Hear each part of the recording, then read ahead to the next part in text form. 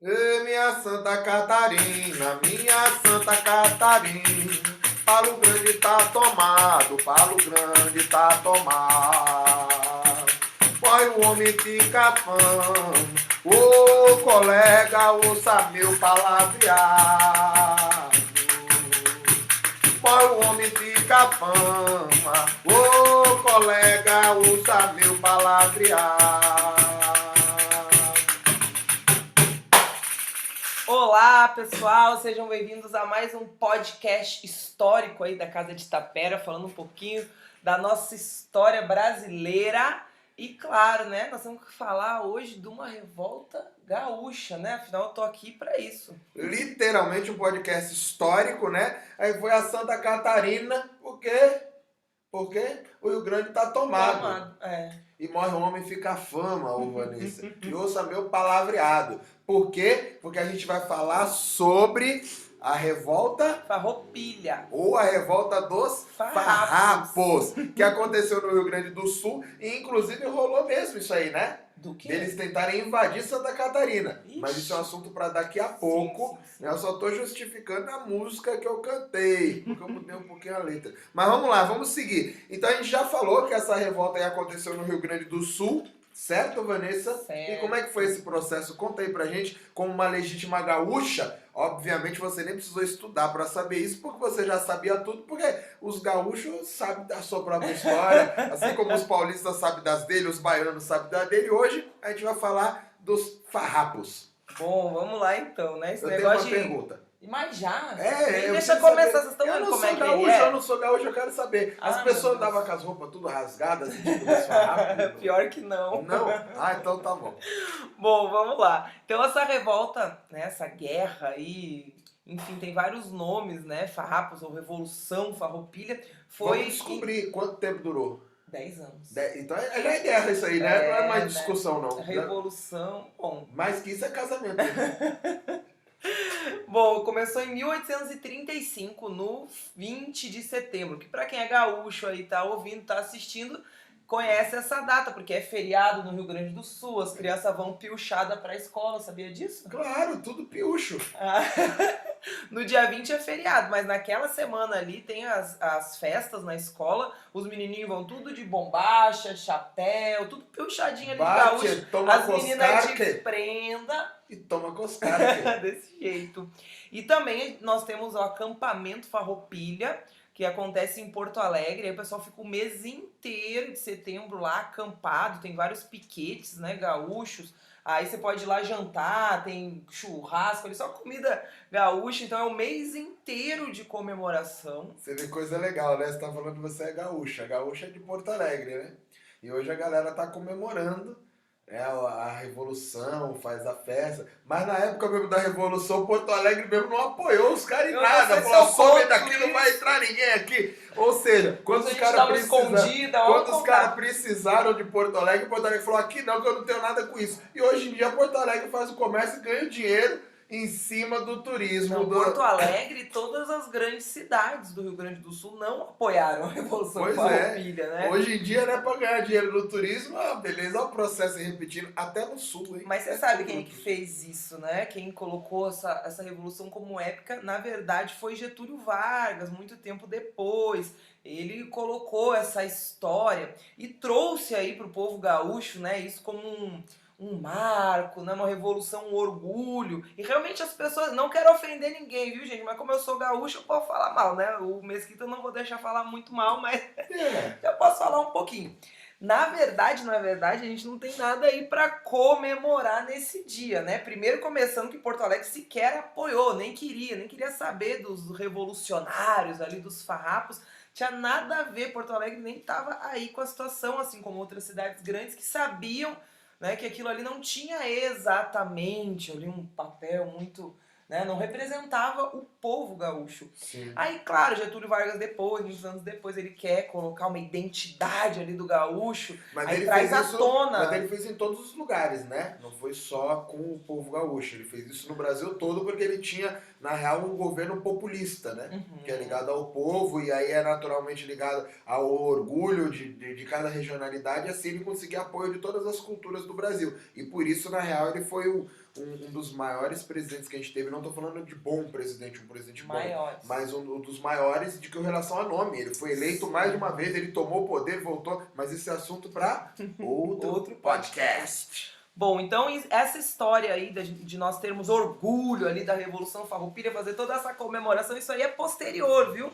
A história não foi bem essa. Tem até uma frase que diz assim, que essa revolução é uma revolução que nós perdemos, mentimos que empatamos e comemoramos como se tivéssemos vencido, né? Porque ela não, como eu falei, né, além de não representar a maioria do povo, terminou de uma maneira ali meio, né, complicada, assim. Mas vamos começar, não vamos terminar, não. Melhor começar pelo início por uma questão de princípio. Bom, então o nosso estado, no Rio Grande do Sul, se chamava Província de São Pedro do Rio Grande do Sul, na época lá, um pouquinho antes aí de estourar a Revolução, né? E já os nossos liberais, aí o partido, né, liberal que tinha no Rio Grande do Sul, como tinha no Brasil todo, né, já tinha os lados políticos ali, eles eram contra a Constituição de 1824, que foi aquela que o Dom Pedro I fez lá, né, colocou tudo do jeito dele, a gosto dele. Então já rolava ali uma revolta de alguns, né, algumas pessoas do Partido Liberal ali gaúcho, contra essa Constituição. Inclusive essas revoltas aconteceram no país inteiro, né? Sim. Por conta disso. Aqui no Sul acabou se desenrolando por mais tempo e tomando uma proporção maior do que acho que todo mundo, acho que nem mesmo quem estava fazendo pensou que tomaria uma proporção tão grande, né? Sim. Porque apesar de não ter sido uma das batalhas mais... A revolta, uma das revoltas mais violentas, acabou se tornando uma das revoltas mais importantes. Sim. Que a gente teve no país, porque ela serviu de inspiração, inclusive, para outras revoltas, né? Verdade. Na maneira de organizar, de fazer. Não que eu concorde com a maneira como foi feita, né? Temos ressalvas, mas isso é histórico, é fato, né? Depois que eles fizeram isso, muita gente acabou se revoltando também para seguir os caminhos, né? Então, afinal, foram 10 anos de resistência contra um império todo, né? 10 anos. E qual que é a lenda aí que gira bonita em torno da história, né? Eles eram republicanos, queriam a república, queriam a abolição da escravatura, nossos heróis aí. Queria a república de domingo na praça. A Praça da República, não. Então eles queriam, né? Então rola esse papo aí, né? Eles queriam melhorar, se emancipar para que nós não vivêssemos mais num império. Só que na verdade ali, bruta, né? Meio ruimzinha aí de se ouvir. Quem estava por trás de tudo isso, quem encabeçou essa revolta e estava com muito problema, eram os grandes fazendeiros.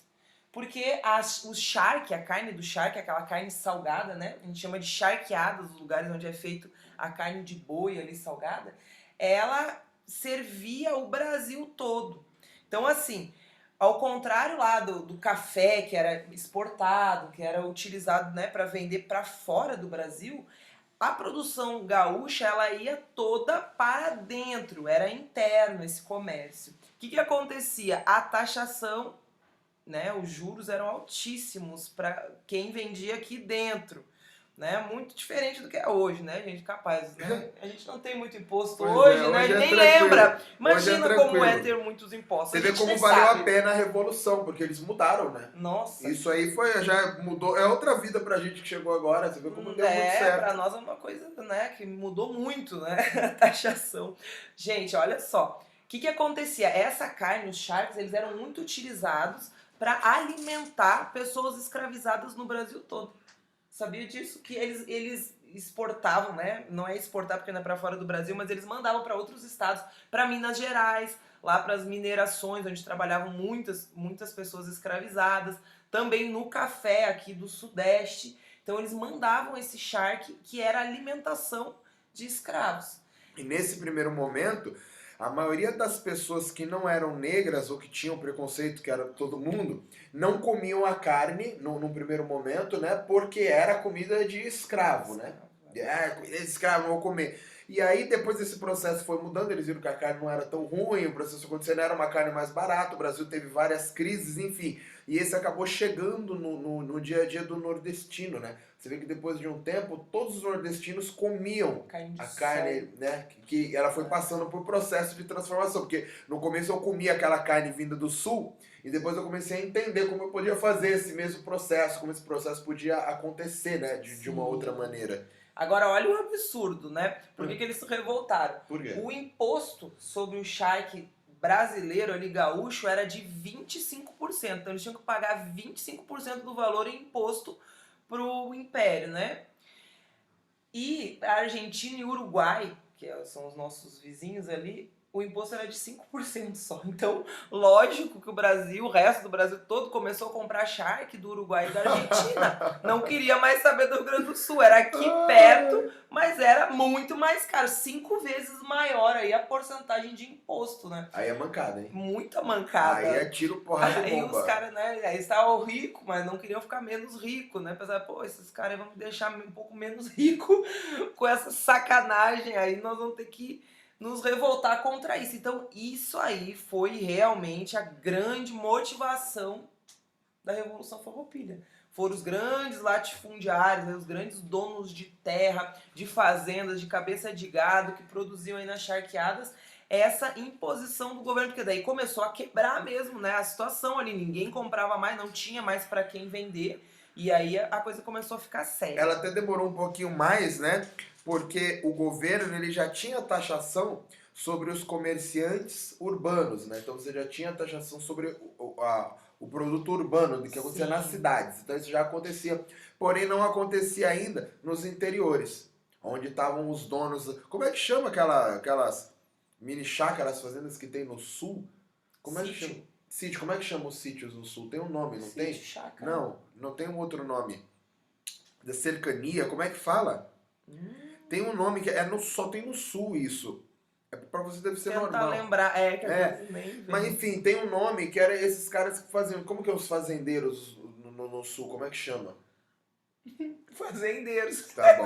Bom, enfim, se eu lembrar, gente, eu já importa. falo já. E aí esses caras achavam, que estavam na cidade, achavam justos também, que se cobrasse esse imposto da galera da zona rural. Só que essa galera da zona rural era a galera de grana. E aí foi onde deu ruim. Então, enquanto estava na cidade grande, esse processo de taxação ficava ali na revolta, fazia uma manifestação que a galera gosta muito. E aí falou, galera, vamos juntar a galera amanhã, todo mundo. Não atrasa não, tá bom, leva máscara, todo mundo lá. Pra gritar. Mas eram protestos menores, que não faziam diferença. Quando chegou a taxação dos grandes, que é o nome desses que eu não tô sabendo o nome aí. Quando chegou na taxação desses grandes caras, a brincadeira ficou, os caras falaram, não pode cobrar. Só que a galera da cidade, os pequenos empresários, falaram, não, tem que cobrar seus caras que tem grana. Os caras falaram, vocês vão me cobrar? Então, peraí. Juntou uma galera, fez um exército e falou, galera, vamos começar a brigar agora, vamos quebrar tudo. Então o processo apertou mesmo, o prego entrou ali no rabo mesmo, quando esses grandes são latifundiários, né? Quando esses grandes latifundiários acabaram se prejudicando de verdade nesse processo, porque a taxação que você falou era em cima do produto vindo da zona urbana e não da zona rural. Até porque, por mais que na época tudo fosse muito rural, né? Esse processo de charquear era muito urbano e não rural. Ah, entendi. Então já vinha ali da cidade. Então, né, outro estopim que teve foi que no Rio de Janeiro, os restauradores, a gente já falou disso num podcast, até porque essa revolução acontece no período regencial, né? Os restauradores eram a sua galera. Era a minha galera, que era aquele partido que queria que o Dom Pedro I voltasse a ser o nosso imperador, que ele voltasse de Portugal aqui para dominar o Brasil de novo. Esses caras, eles criaram a Sociedade Militar no Rio de Janeiro. Então já se sabia que essa sociedade tinha esse intuito aí. Que eles queriam voltar, na verdade, ser coroa de Portugal, né? Fazer parte ali de novo através do Dom Pedro, enfim, né? Voltar ali, retroceder. E aí eles mandaram um cara deles... Que ano que foi isso que a gente tá falando? Ah, daí já é 1834 ali, entrando em 35, um pouquinho antes de estourar. estourar a revolução. Sim, a galera é muito doida, né? Porque a gente teve o primeiro reinado, que durou até 31, não é isso? 1831. E a gente tá falando de 1834, 35. Olha como a galera é muito doida, já né? Queria falou, de volta. Não, teve a independência, agora tá no período regencial, não quero mais, vamos voltar. Vamos falar com o Dom Pedro pra ele trazer de volta a coroa portuguesa. Como é que o cara criou, ele gritou, fez o grito da independência, a galera é muito doida, né? E aí eles criaram essa tal sociedade militar e mandaram pra Porto Alegre, né? Não sei se eles mandaram, se o cara foi morar lá, fizeram tipo uma filial dessa sociedade em Porto Alegre mesmo, que é o Conde do Rio Pardo. É o nome do cara que foi pra lá. E aí ele fez ali em Porto Alegre todo esse movimento. Então ele era um restaurador, ele era dessa galera aí, desse partido que queria voltar. Aí os caras falaram, meu Deus, olha aí, eles querem de novo, né? Querem voltar. Aí começaram a espalhar ali também isso, né? De que tinha esse cara lá em Porto Alegre, esse movimento lá, e que queriam que voltasse o Brasil, deixasse de ser independente. Então eles também usaram isso aí para conseguir instigar esse povo, né? Instigar essas pessoas a lutar. E aí teve mais um porém aí, né? Porque em 1835 mesmo, no ano, um pouquinho antes de estourar a Revolução, o Fernando Fernandes Braga foi nomeado como presidente da província, que é tipo o que é o governador hoje, né? Chamava presidente da província ali do Rio Grande do Sul. Que era sempre nomeado pela coroa, no caso, pelo período regencial, pela Constituição regente ali, né? Mas quem estava por trás disso era o Bento Gonçalves, que foi um militar muito importante na Revolução. Ele que colocou ele lá, né? Botou o Fernandes Braga lá para ser o presidente. O que o Fernandes Braga fez na primeira oportunidade? Porque assim, ele era ali liberal, mas não tanto. Lembra que os liberais lá tinham os exaltados, né? E tinha os moderados. Ele era bem moderado. Daí, quando ele viu aquela movimentação que já estava ali fermentando, que ia ter uma revolução e tal, ele não curtiu. Só que aí ele já estava como presidente da província. Ele pegou num ato lá, num comício, sei lá que seria hoje, reuniu lá o povo e falou mal pra caramba, contou pra todo mundo que ia ter uma revolução, que os caras queriam se juntar com o Uruguai, que o Bento Gonçalves era mó sacana, falou mal pra caramba, e aí pronto, né? Aí a revolução... Eles iam se juntar com o Uruguai? Aham. É isso, e foi isso que ele falou pra população, né? Aí o Bento Gonçalves ficou muito bravo, então a revolução começou contra ele. Eles começaram pra tirar ele porque ele falou isso. Foi fofoca, né? Ele quis fazer uma fake news ali. Vizinha fofoqueira, que não era fake news, não era fake news. Não era, né? Mas ele foi um traidor, um delator, mas isso não é fake news, porque era verdade. É isso. Tá bom. Bom, inclusive o que você falou ali de Porto Alegre não apoiar, né? Hoje a gente tem lá o nosso acampamento Farroupilha, a Porto Alegre não apoiava, ela era chamada por Dom Pedro de leal e valorosa Porto Alegre. Porque ela era leal ao Claro, ele que não cuidasse não de Porto Alegre, você não perdia. Tem que chamar a galera legal demais, a galera gente boa que fala tchê, a galera muita gente vai falar bah. Então eu tenho que cuidar da galera. É isso, o Dom Pedro chamava de leal e valorosa. Até porque quando Dom Pedro II entra, ainda tá rolando, né? Porque ele entra em 1840 e essa revolução vai até 1845. Então, ele se mantém ali, Porto Alegre se mantém contra a revolução o tempo todo. Ela resiste, né? Outra questão aí que muitas vezes a gente não tem claro, né? Mas... Poxa, os revolucionários... Claro é ruim. Nós é tudo negão. O bom é escuro. Eu não sou, mas eu apoio. Nós é tudo negão. Eu apoio. Bom, não fica aí muito nítido pra gente, né, essa questão de contra quem que eles lutavam, né? Beleza, é uma revolução, eles vão lá pro Rio de Janeiro. Não, eles inclusive travaram batalhas com o próprio povo gaúcho que era contra a revolução.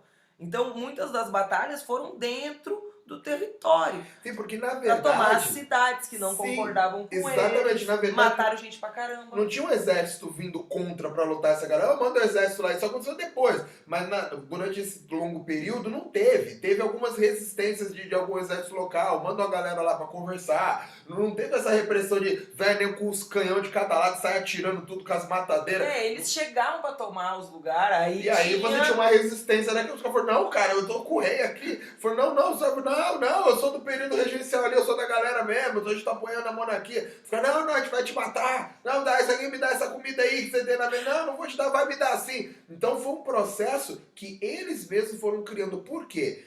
Não era uma luta do povo contra alguma coisa. Era uma luta da elite que queria poder. Então, qual que era a jogada do poder? Eu criar tanto barulho a ponto de eu conseguir me blindar e ir ganhando mais espaço, até a coroa me ceder o que eu quero, senão eu vou ficar cutucando aqui ganhando mais espaço. Então, quanto mais cidades eu ganho, mais perigoso eu vou ficando. Maior o meu movimento vai ficando. Então, era essa a questão. Mas não existia um inimigo palpável, físico, com que eu pudesse lutar, né? Porque a ideia era emancipar o Rio Grande do Sul, né? Fazer dele realmente um país ali separado do Brasil. Aí a galera tem muito essa ideia, né? Nós lá no Rio Grande do Sul, né? Eu falo nós porque eu também já tive de, porra, os gaúchos são foda, né? A gente lutou contra todo mundo. Aqui é gaúcho, não, sai fora. Não teve todo mundo, né? Mano, as pessoas que eles matavam, eu tô falando até, mano, eu tô até meio paulista depois disso tudo. É os próprios gaúchos, morreu gaúcho pra caralho. Não teve esse todo mundo aí que coloca, não teve, não aconteceu, né? Não, é uma bosta isso, né? Então, você nem sabe se você tivesse vivo nessa época, se você já existisse, você ia ser contra, provavelmente. Já tá aí hoje comemorando, foi o 20 de setembro, o precursor da liberdade. Depois eu vou falar disso, hein? Do hino gaúcho tem uns problemas aí. Tô sabendo. Então, aí hoje a gente vai lá, canta, se pilcha, vai lá sujar os pés de lama lá na Redenção, que é onde é feito o acampamento. Que, né, tudo cheio de cavalo. E hoje é um super orgulho, né? Mas nunca foi. Então isso é uma história vendida e maquiada, como a maioria das nossas histórias no Brasil, né? A gente sempre maquia. Como se a história que aconteceu por si já não fosse valorosa o suficiente, né? E a gente tá sempre maquiando algo. Que é legal, tudo bem ter esse fortalecimento aí que o Getúlio Vargas quis fazer, essa romantização, né? Da identidade do gaúcho foda pra caralho. Beleza, tudo bem, não sou contra, né? Continuo sendo gaúcha. Mas é complicado quando a gente não faz ideia e acha realmente que foi uma revolução ali que revolucionou alguma coisa. Sim. E não é a identidade dos gaúchos, né? Porque nem todos os gaúchos eram isso ou apoiavam isso. Não, na verdade, então é a identidade de alguns gaúchos. E de repente o gaúcho que não quer, mas eu não sou, eu não me visto assim, eu não tenho isso aí. Eu sou contra essa galera aí. E esse cara, ele não é ouvido. Não. O presidente falou, tá falado. Uma repressão de novo, né? Sim, e quem apoiou ali foi mais a região sul do Rio Grande do Sul, né? Sim. As grandes cidades da capital ficou contra. E aí tem alguns nomes, eu não vou citar os nomes revolucionários, que teve gente pra caramba, tá? Então é só a galera estudar e quem quiser saber quem foram os grandes nomes, que vai achar com certeza. Mas tem um cara que eu achei muito legal aí, ele já é retratado na história, teve até novela sobre ele, que é o Giuseppe Garibaldi. Você conheceu essa Claro, história? era o Thiago Lacerda. Você não sabia? Aí ele assiste televisão, depois ele mente que não vê. Não, eu assisti. Isso aí foi quando ele era menino, rapaz. Não faz tanto tempo. O Giuseppe Garibaldi era um italiano, né? E aí os pais dele, quando ele era jovem, lá queriam que ele fosse médico, que ele fosse advogado ou no máximo padre ali, né? Aí ele foi ser farroupilho, ó, que legal. Puta merda! Na real, ele falou assim, não, o meu negócio é velejar, é fazer atividade física. E andar com roupa rasgada. Não teve roupa rasgada, eles eram tudo rico, ia ter roupa rasgada. Faz sentido, então não devia chamar farroupilho. Mas é porque eles se inspiraram, já existia. Sabia que o primeiro farroupilho foi um baiano. A real, essa história nem vem no Rio Grande do Sul de chamar de farrapo, farroupilho, nem tem nada a ver. Também teve uma revolução lá na França que teve uma história em relação à roupa, que ficavam tirando onda da roupa dos outros ali, aí tinha um nome lá, e aí por isso, mas ninguém andava em farrapo não, exceto os escravizados que lutaram junto, também vou falar deles, viu? E aí o Giuseppe, né, falou pra família, não, família, eu sou um cara que eu quero viver livre aí, por aí. Aí ele conheceu ali algumas sociedades secretas italianas, né, que tinham também alguns planos de revolucionários ali, se juntou com esse povo, começou já ali a carreira dele na Itália, e aí acabou exilado aqui no Brasil. Há quem diga que ele veio sozinho, com as próprias navios ali, navegando vindo pra cá, outros dizem que ele foi exilado, mas daí vai parar lá no Rio de Janeiro, né, na cadeia, lá, ele conhece um cara. Na cadeia. Diz que é na cadeia, tá? É só boas amizades que eles vão fazendo ali, né? Então ele conhece o Rossetti, o Luigi Rossetti, que era já aqui, italiano também, né, com a Revolução Farroupilha já, e aí o Giuseppe pensou, meu Deus, uma revolução pra mim, né? Eu quero ser um revolucionário, tá tendo uma revolução que eu vou fazer. Vou trocar ideia com a galera pra ver se eu consigo ser um revolucionário também. Bora pro Rio Grande. Aí foi pro Rio Grande do Sul, só que ele e o Rossetti, né, eles tiveram a ideia aí de pegar um barco, uma embarcação que eles tinham, para poder velejar e ajudar por água a Revolução Farroupilha, né? Sim, vamos nós dois lá então, tá tendo uma guerra, chega nós dois lá com o barco aqui, com as velas e tudo, e sabe? Fizeram lá um barco, uma embarcação mais simples, no meio do caminho piratearam outra, pegaram uma embarcação maior, atacaram, tomaram o navio. Bravo mesmo, falaram, nós revoluciona mesmo, nós é assim, entendeu? E aí chegaram no sul, né? Aí começaram a auxiliar aí na Revolução através da água, né? Dos rios ali, enfim.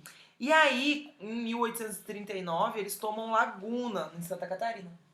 Minha Santa Catarina, Balo Grande tá tomado. É isso. Mas homem fica fama. Ô, colega, ouça meu palavreado. Por que eu tô falando de Laguna do Rio Giuseppe Garibaldi? Porque é lá que ele conhece uma mulher incrível, forte pra caramba, uma revolucionária verdadeira, que foi a Anita Garibaldi.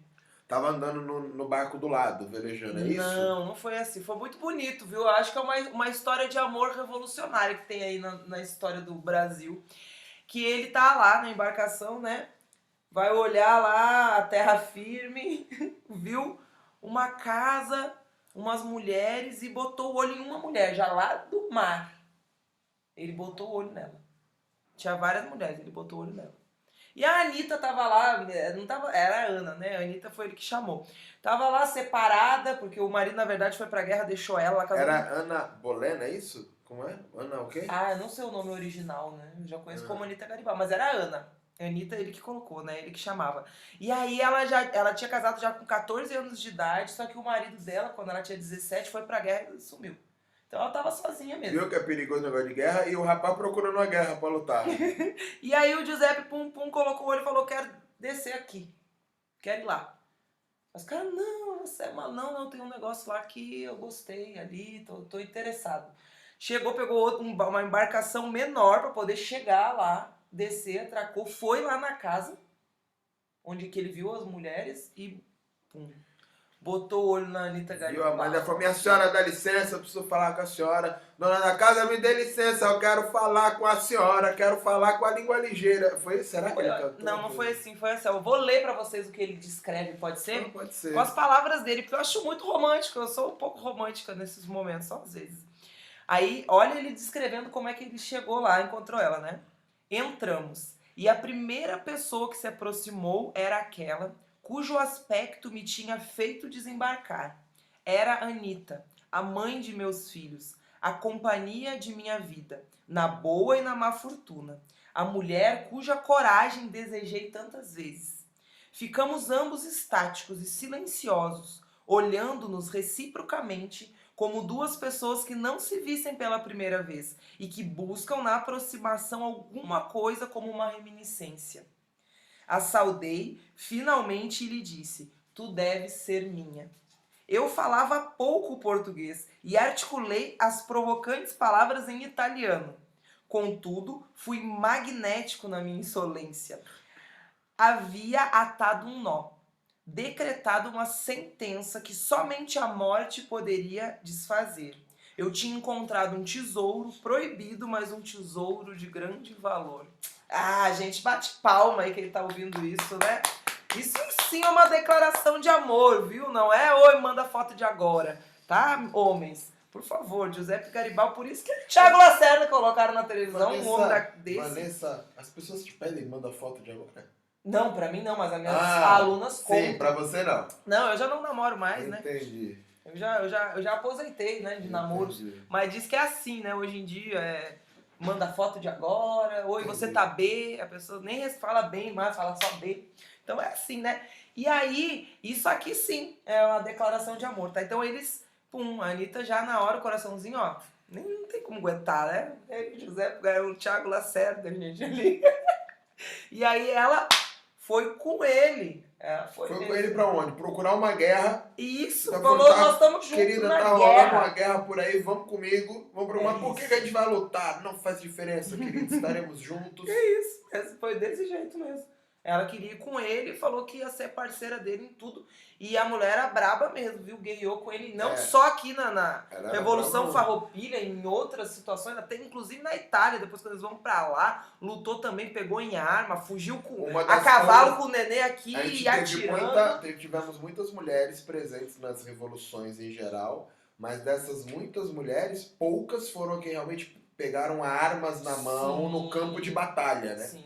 Teve uma revolta que foi revolta dos curitibanos. Olha, eu moro em Curitiba, né? Tá tudo ligado ali com revolta de curitibanos. Que ela tava levando munição, esse era o papel dela, né? E aí pegaram ela. A tropa contrária lá pegou ela, né? Prendeu ela. E aí ela inventou toda uma história triste, diz que falavam que o Giuseppe tinha morrido. Daí ela fez, olha só, né? Ela não era só brava, ela sabia interpretar, porque ela era uma mulher de muitos aí, né? Muitas artimanhas. Ela falou assim, ó, o Giuseppe tá morto, estão falando que ele morreu, eu preciso ir, é meu marido, papapá, chorou ali, os caras meio ficaram com pena dela, descuidaram, ela deitou o cabelo, foi atrás, ele tava vivíssimo da Silva, se encontraram de novo e bora pra próxima guerra, e foi assim. Assim eles foram indo. Tiveram filho. E foram tendo filho no meio da guerra, as coisas foram andando. No meio da guerra, foram indo, foram andando. Eu só citei eles aí porque eu achei bem legal, né? E então, eles são importantes aí nessa história. Sim, são muito importantes, mas não são líderes da revolta. Não, líderes não. Ele chegou lá pra velejar mesmo. Queria se juntar. Justo.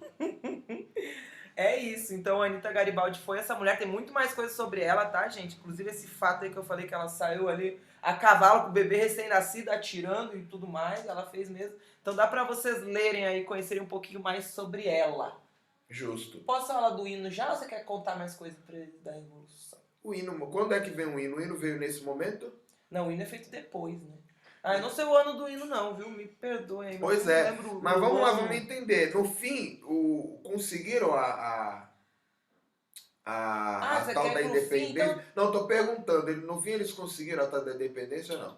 Deu errado. Deu ruim. Então eles não chegaram a ser um Estado independente. Um Estado não, independente não. Eles proclamaram ali como se tivesse sido, então eles proclamaram. Sim, isso aconteceu. Sim. Só não foi reconhecido. Pelo Brasil, porém eles tinham até acordos comerciais com o Uruguai. Sim. Então não foi totalmente desreconhecido. Não, desreconhecido não. E olha como é que isso foi chegando pro fim ali, né? Inclusive essa história, isso que eu vou falar agora, esse final aí, ele tem muito a ver com a história do negro gaúcho, né? Dos africanos aí, ou descendentes de africanos já nessa época, né? Escravizados no Rio Grande do Sul, porque teve uma participação muito forte da população escravizada, que foram os lanceiros negros. Então, os lanceiros negros?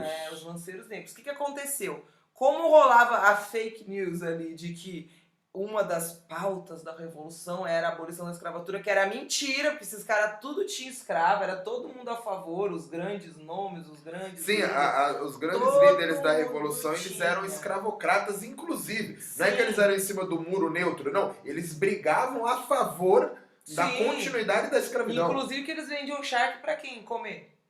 Se acabasse a escravidão era muito bom pra eles, né? Então tinha nada a ver, isso era fake news. Mas eu não sei, nessa época as pessoas acreditavam em notícias falsas, né? A gente não sabe como é que é isso hoje, em 2021. Hoje em dia não tem isso mais. Imagina, eleger governo em cima de notícia falsa, não existe, né? Mas... existia até porque hoje em dia a gente tem YouTube, tem Instagram, Facebook. Imagina você botar uma notícia que não é verdade no Instagram. Não tem nem como escrever uma mentira no Twitter, é impossível. Imagina presidentes falando mentira. Claro nossa, que não. Gente, mas vamos lá, voltando então né? nos lanceiros negros. Aí, o que eles faziam? Aonde que foi isso aí? O quê? Os lanceiros negros. Os lanceiros negros no estado todo.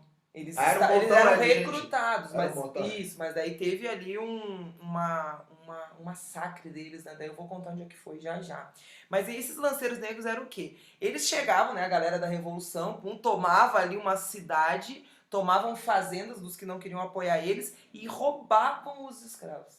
Então eles não chamaram lá o pessoal que era escravizado nas fazendas deles. Esses aí continuaram trabalhando, ninguém foi chamado pra guerra. Vão matar, não estraga meus escravos. Era tipo isso, não vem querer estragar aqui minha situação. Eles tomavam os escravos e falavam, ó, vocês agora vão ser nossos aliados, porque quem lutar na Revolução Farroupilha vai ganhar a alforria. E a história, você vê que barbaridade. E a história que é contada, na verdade, é que a Revolução Farroupilha era uma revolução em prol, em primeiro momento, contra a injustiça e a favor da liberdade. E liberdade entende-se escravidão, liberdade. Sim. E aí esse processo era tão forte, era uma causa tão nobre de lutar, porque as pessoas faziam isso, que começou a ter um monte de fuga de escravo num monte de lugar. E por isso você tinha um monte de lanceiros negros no contingente, porque os escravos começaram a fugir de todos os lugares. E aí conta-se, né, que você tinha escravizados fugindo do Brasil, que seria, né, a ideia do Brasil, indo para o Rio Grande do Sul. Porque você já tinha, e esse processo era verdade mesmo, você já tinha muitos escravizados fugindo para o Uruguai. Isso acontecia mesmo. Sim. Por conta dos maus tratos, por conta a galera tinha um ponto certo ali no sul, isso acontecia. Então tinha, num processo você tinha os quilombos sendo formados e no outro você tinha escravos fugidos pro Uruguai. Sim. Então esse processo já tinha.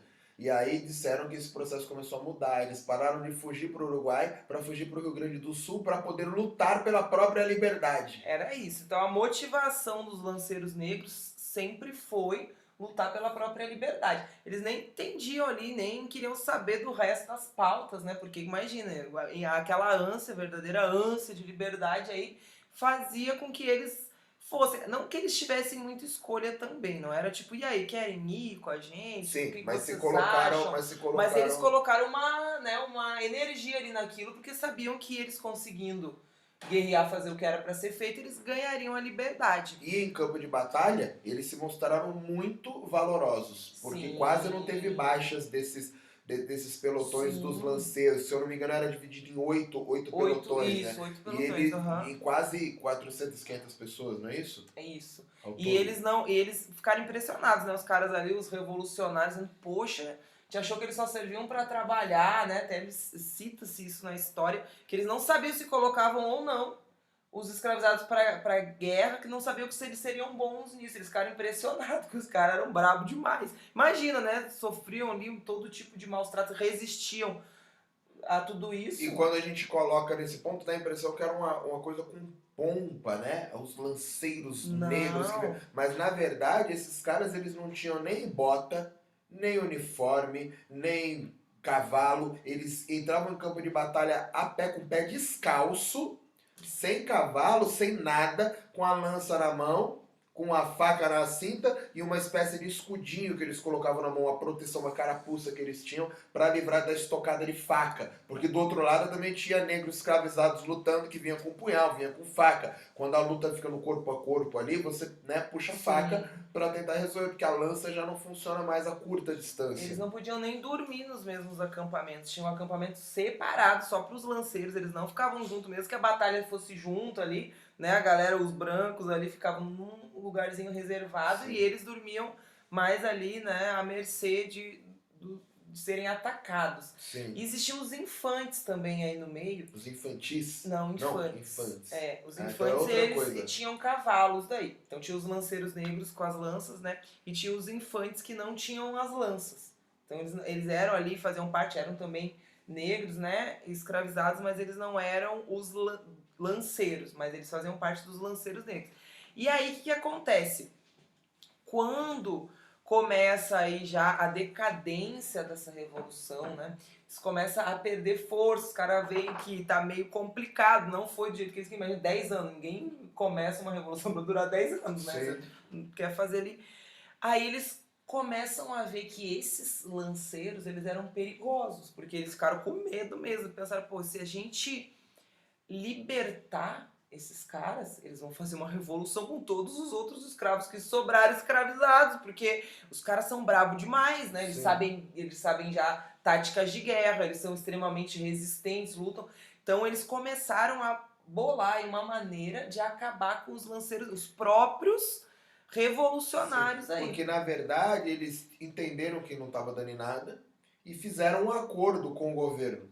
Por Sim. baixo dos panos, né? É que quem fez isso aí foi o Davi Canabarro, né? O Davi Canabarro, ele é o tipo Judas aí da parada. Porque ele teve várias acusações de traição ao longo dos anos, ao longo da vida dele. Mas ele não fez sozinho, porque ele não responde por um movimento sozinho, Sim, né? é que ele estava à frente dos lanceiros, né? Naquela noite que aconteceu. Então essa noite que eu tô falando foi o massacre de Porongos. Sim, mas para acontecer esse massacre e ter isso, alguém tem que. Uma alta cúpula tem que ter decidido antes de entregar os caras. Não é que um cara chega lá e faz isso. Sim. Então as lideranças têm que ter conversado com o outro lado, combinado de se entregar. Falou, então a gente vai se entregar, porém a gente vai fazer assim, assim, assim. Vocês vão ter os negros ali, os escravizados, para vocês. E esse cara foi o cara que traiu o pelotão ali que estava à frente, ele organizou. Mas ele só foi o cara que executou a ideia. É, ele teve umas ideias, o Davi Canabarro fez umas paradas, umas cartas falsas. Ele tava bem envolvido sim, não venha defender o Davizão. Não, ele tava completamente envolvido. Tava até aqui, ó. Ele era líder, ele tava completamente envolvido. O que eu tô dizendo é que não foi ele, foram todas as lideranças. Sim, isso aí era em comum acordo, né? E aí ele tava à frente aí dos lanceiros negros nessa noite lá em Porongos, que hoje é a região onde fica Pinheiro Machado, no Rio Grande do Sul. E aí ele foi avisado. Algumas pessoas que não estavam sabendo do acordo foram lá avisar ele. Ó, o Muringue, que é o cara que estava à frente da tropa que ia atacar, né? O Muringue tá vindo, aí vai atacar vocês. E aí, primeiro, o que ele fez? Ele desarmou todos os lanceiros negros. Ele desarmou eles nessa noite. Falou que tava rolando. Tinha aí uma parada de um decreto em relação a pegarem armas e que não podia mais. Tinha toda uma história, só que só quem foi desarmado foram os lanceiros negros, né? Os brancos continuaram armados. E aí ele pegou e desarmou eles todos. Desarmou naquela noite, falou, pode dormir aí que tá sossegado. Tá tranquilo, galera. Eu vou dar uma ronda, vou ficar ali acordada ali cuidando de vocês. E aí até tentaram avisar, mas é claro que ele já sabia que o Muringue tava vindo, né? Negou até a morte depois, mas tava sabendo. Aí veio essa tropa do Muringue, aí atacou os lanceiros e dizimou. Não matou todos, tá? Porque tinha os infantes a cavalo. Esses foram os que mais conseguiram fugir, porque os lanceiros tinham as lanças. Então não foi tão desigual, eles deixaram as lanças, né?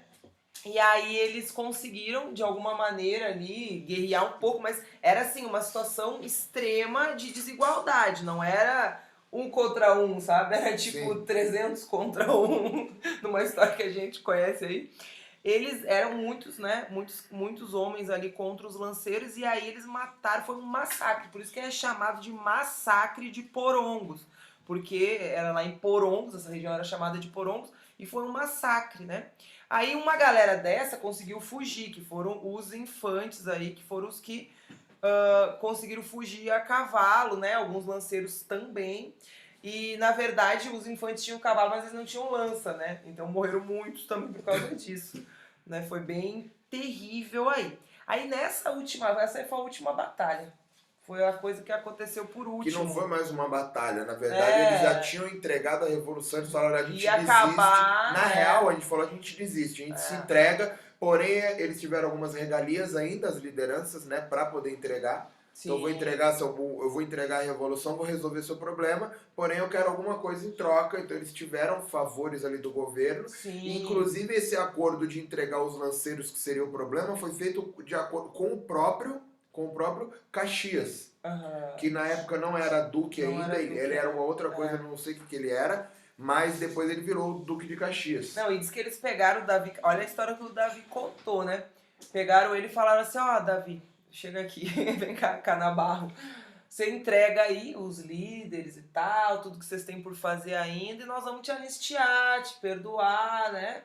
Aí ele falou, eu não vou ser um traidor da revolução. Daí ele falou, já tá cheio de traidor lá no meio. Falar pra ele, lá tá cheio de espião nosso já no meio, isso aí não vai dar certo, vai acabar. Aí diz ele, né, diz o Davi Canabarro que não aceitou. Mas mesmo assim eles soltaram ele, não ficaram com ele. Ele não aceitou, mas soltaram. Quando ele chega lá pra galera ali, né, os líderes da revolução, e fala, ó, tá cheio de traidor aqui no meio. Os caras me falaram, é melhor desarmar todo mundo. Porque é melhor desarmar a galera porque tá cheio de traidor. Aí o que eles fizeram? Desarmaram, aí foram atacados também. Desarmados. Tá vendo? Tá vendo que eu tô falando que o Davi Canabarro, não sei. Bom, aí aconteceu isso, aí fizeram o tal do acordo do Poncho Verde, né? Ou Poncho Verde. Inclusive a escola que eu fui alfabetizada tinha esse nome. Tá explicado, e você não sabia disso. Sabia, não, sabia que era o fim, né, da Revolução Farroupilha, o Poncho Verde, mas não sabia de algumas canagens aí que aconteceram no meio, não sabia não tinha conhecimento.